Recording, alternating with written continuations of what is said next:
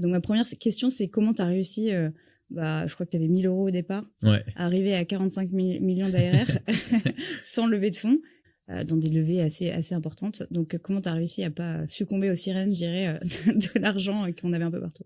En fait, déjà, c'était pas forcément par choix.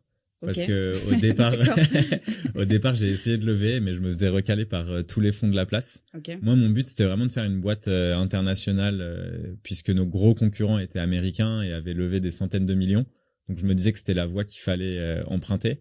Et en parlant avec des fonds, ils me disaient, en gros, que le marché, c'était fini, quoi. Il y avait des gens qui étaient bien plus avancés que nous et que... Et ça, c'était quand en 2018. Ok. Ouais, au tout départ, moi, je voulais lever parce que je me disais, on fait pas de revenus, donc on n'arrive pas à se payer, ça serait cool de pouvoir quand même se payer. Parce que avant ça, j'avais quand même raté quelques boîtes. Je l'ai pas mentionné dans le début de la presse, mais voilà. Et du coup, en fait, je pense que ça te force à être différent des autres quand tu lèves pas, puisque la plupart des boîtes qui lèvent beaucoup d'argent, elles ont besoin de montrer à leurs investisseurs que 1 euro dépensé, ça donne 1 euro ou 2 euros ou 3 euros de chiffre d'affaires ou d'ARR pour les boîtes SaaS, donc revenus récurrents annuels.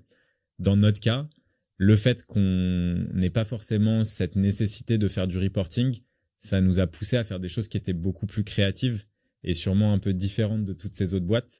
Et je pense que c'est ce qui a fait en gros notre succès, puisque au départ, comme tu disais, on avait 1 000 €, donc j'avais pas d'argent. La seule chose que je pouvais faire, c'était utiliser mon produit. Moi, je viens à la base de la prospection, donc j'avais une agence de prospection et je connaissais assez bien ce monde-là. Donc, j'ai utilisé l'Emlist pour aller closer les 100, 200, 300 premières boîtes en faisant de la prospection. Et l'avantage, c'est que je pouvais prospecter partout dans le monde, puisque la prospection par mail ou par LinkedIn, tu la fais d'où tu veux. Et très rapidement, en fait, j'ai commencé à closer ces clients-là aux États-Unis. Pas par choix, mais parce que c'était le marché en fait qui répondait le mieux aux messages de prospection. En France, on avait beaucoup de crevards, donc des gens qui voulaient rajouter du temps en essai gratuit, etc. Et aux États-Unis, je voyais que ils étaient vachement intéressés par le fait qu'on avait un outil assez novateur et notamment qui leur permettait de beaucoup plus personnaliser leur prospection et donc d'avoir de meilleurs résultats.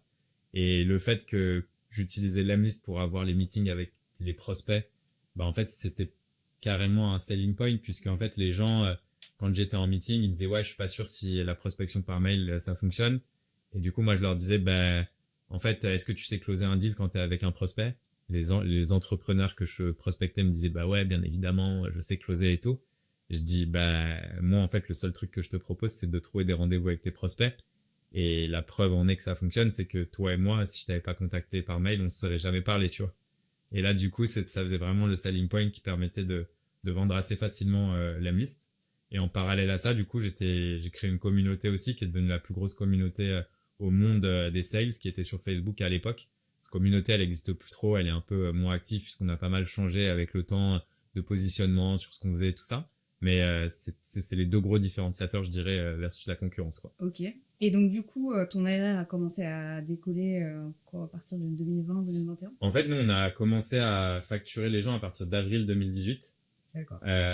Et du coup, notre croissance, il y a évidemment eu quelques galères à des moments, mais globalement, la croissance, c'était en moyenne aux alentours de 25% month over month. Donc, chaque mois, on grossissait entre 20 et 30%, quoi, jusqu'à quasiment 10 millions d'ARR. Et donc, du coup, si je reprends ma question initiale, donc au début, tu n'as apparemment pas réussi à aller. Ouais. Mais quand tu arrives à 10 millions d'ARR, je suppose que des fonds de VC ou des investisseurs, des BA, etc., commencent à te voir, à voir que BT fonctionne. Là, tu t'es pas dit, OK, il y a des géants américains qui ont des plus de centaines de millions, voire même plus, quand tu viens bout à bout. Tu t'es pas dit, moi, j'ai envie d'accélérer et du coup, je vais utiliser ce momentum pour aller chercher des fonds. En fait, c'est assez marrant, mais c'est juste que, tu vois, quand tu es à 10 millions d'ARR et que tu es rentable, je pense qu'on faisait peut-être quasi 3 millions d'EBITDA à l'époque sur les 10 millions d'ARR. Et là, tu es en quoi, en 2021, fin 2021. Okay. Et à ce moment-là, je me dis, est-ce qu'avec plus d'argent, j'irai plus vite ? Sachant qu'aujourd'hui, le cash que j'ai en banque, je sais pas forcément comment l'utiliser pour aller plus vite. La réalité, c'est que du fait qu'on ait eu des ressources très limitées, ça m'avait forcé à recruter des gens assez juniors, les former et on avait une équipe qui était extrêmement réduite. On était une trentaine de personnes, tu vois, même pas 30 personnes à l'époque. Je pense qu'à 10 millions d'ARR, on était 25. L'opération de secondaire est arrivée de façon un peu inattendue, puisqu'on avait fait une annonce de levée de fonds où j'avais tout documenté pour finalement refuser et montrer qu'on pouvait faire des boîtes, tu vois, à forte croissance internationale, sans lever, afin d'inspirer plein de gens à se lancer, puisque ce que je trouvais, moi, ma thèse, en gros, c'était de dire que je recevais tout le temps des messages de personnes qui venaient soit de quartiers défavorisés, soit d'endroits où t'as pas forcément accès à l'écosystème parisien, etc.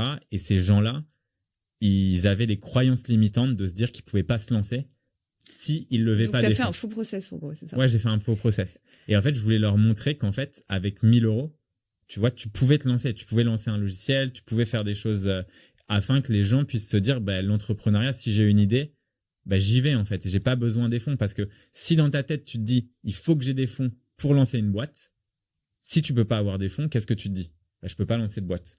Et donc, automatiquement, tu t'auto-cancel. Et ça, je trouve que c'est le pire sentiment que les gens peuvent avoir, tu vois. Après, avec le recul, est-ce que tu penses qu'il y a des boîtes qui ont un peu le profil bootstrap, et d'autres où ça va être quand même compliqué de pas aller chercher des fonds?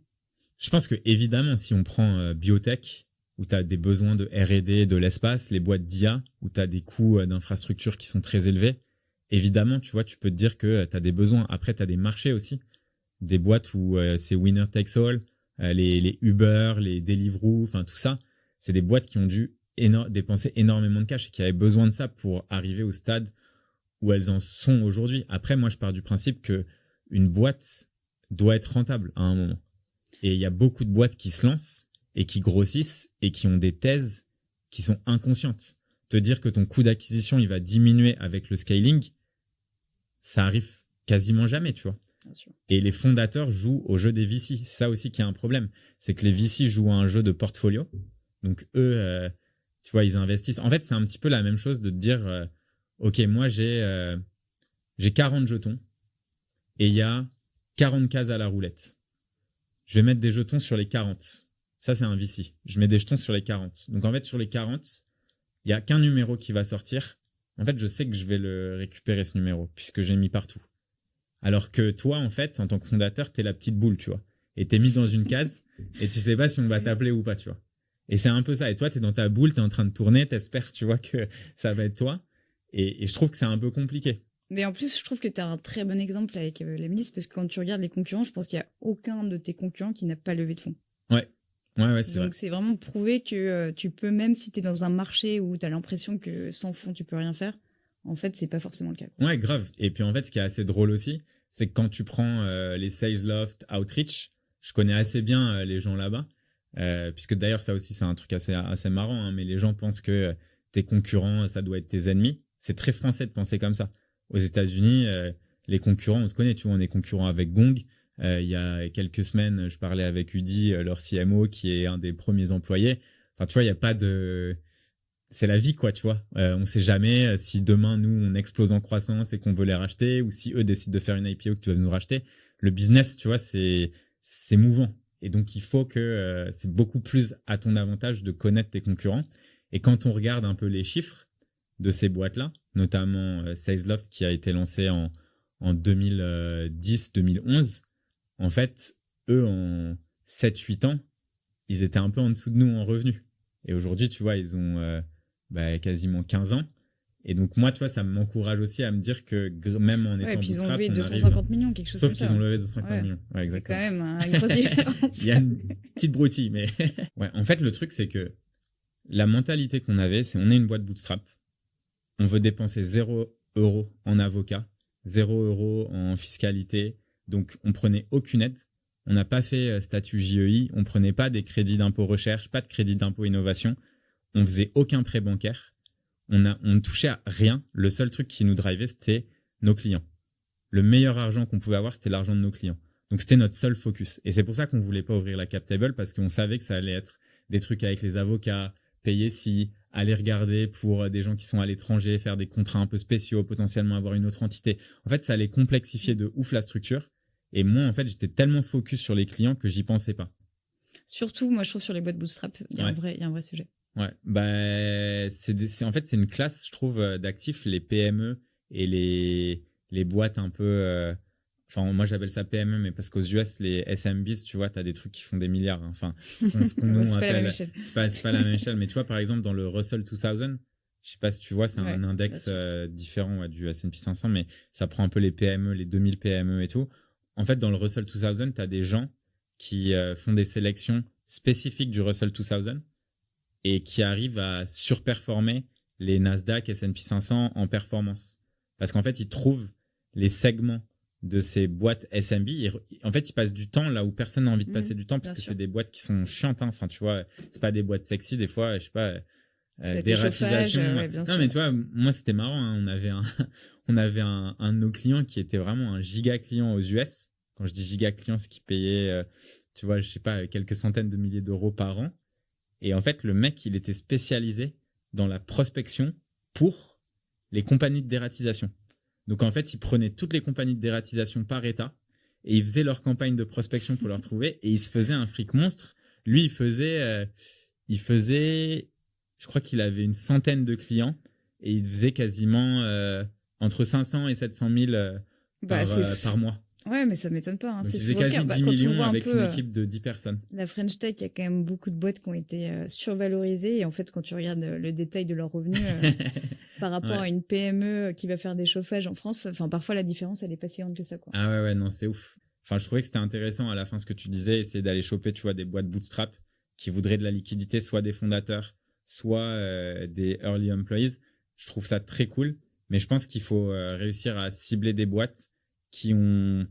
En fait, ce que je trouve difficile, et on n'en a pas forcément parlé, mais c'est que les VC ancrent dans la tête des gens des valorisations qui sont totalement décorrélées de la réalité. Et pour un investisseur, pour que ça soit intéressant, il faut que les valos auxquels ils rentrent soient pas totalement folles. Et je pense que, à mon avis, il y a un Ouais. monde qui doit exister où. Je trouve que le marché commence quand même à comprendre. Alors que tu regardes dans les, enfin, t'étais en 2021, même 2022, même 2023. Ouais. Bah, t'as Le quand même des bid valos offer là qui. entre les Ouais. acheteurs et les vendeurs, mais juste Oui, c'était lunaire. était lunaire. Enfin, il y Mais tu te rends avait, compte quand même qu'aujourd'hui, on a des boîtes qui continuent de lever à 50, 100 fois la RR. bah, on y est revenu sur des valos complètement stratosphériques Ouais. à cause ou grâce de l'IA, enfin, à l'IA, je sais pas. Ouais. En tout cas, on est dans des nouvelles, un nouveau cycle, c'est vrai, de valorisation qu'on n'avait pas vu ces 2 dernières années, quoi. C'est ça. Je suis d'accord avec toi sur le fait que les 2 dernières années, ça s'était un peu calmé. Mais là, je trouve ça fou et je trouve que c'est dommage. En fait, en tant que, toi, moi qui suis fondateur Bootstrap, je pense que c'est 100 fois mieux de prendre du cash d'un fonds de secondaire et de te dire, je prends du cash en perso, les employés prennent du cash en perso, mais ce fonds, tous les termes, ils sont ultra founders friendly. C'est-à-dire, oui, j'ai le droit de voter si la boîte se revend en dessous de la valo à laquelle je suis rentré. Logique. Oui, j'ai potentiellement un X de liquide pref parce que l'argent, tu le prends dans ta poche, et pareil pour les employés.